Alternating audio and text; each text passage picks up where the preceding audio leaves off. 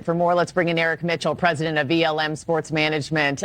Eric, good morning to you. I mean, for baseball fans who grew up in his era, there was nobody more exciting to watch than Charlie Hustle. I imagine this news has hit fans young and old like a ton of bricks this morning.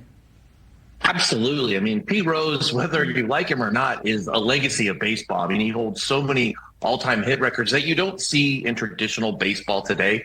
You watch games, you don't see guys hit like Pete hit the ball. I mean, and the way he dove head first, he was a blue-collar guy, and I think a lot of baseball purists, and there's a lot of us out there, just look at him as kind of the godfather of changing the game that we see today.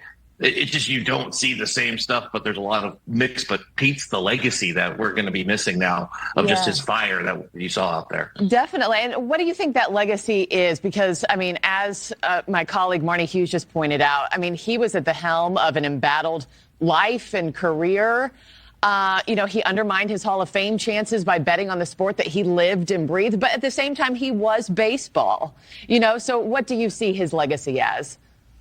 I mean, his legacy should be remembered on the field. It's unfortunate that you have this black cloud that tarnishes his entire career from gambling on the sport, which is funny when we talk about gambling on sports in 2024, where you can't watch a sporting event without gambling in the background, right? Online betting is everywhere now. So it's weird when we talk about it with this newer generation looking at Pete Rose. Those of us who grew up when Pete got banned, I hope he can get into the Hall of Fame, but I remember him as the all-time achievement records. Remember, here's a guy who in 1973 won the MVP. He hit 5 home runs that year. That's unheard of if you look at MVPs in the last decade. So it just says a lot about Pete Rose, the impact he had on the game forever. Yeah, he was a powerhouse, just dynamite. The baseball world remembering Pete Rose today for his grit, to your point, hustle on the field. There were a lot of marquee moments for him, right? Does one in particular stand out to you as being a favorite? You covered it in the segment right before.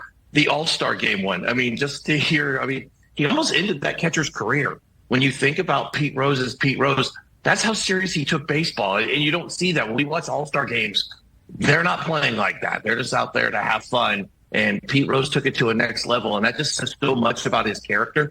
He loved the game of baseball to be on. Like, he was out there for the fans, not for himself. The fans are what drove him, and that's what made so many blue-collar people, especially the people of Cincinnati, just love him. Yeah, he put on a show every night that he was out on that diamond. I know he's being missed sorely by sports fans everywhere. Eric Mitchell, thank you so much, sir. Really appreciate your time.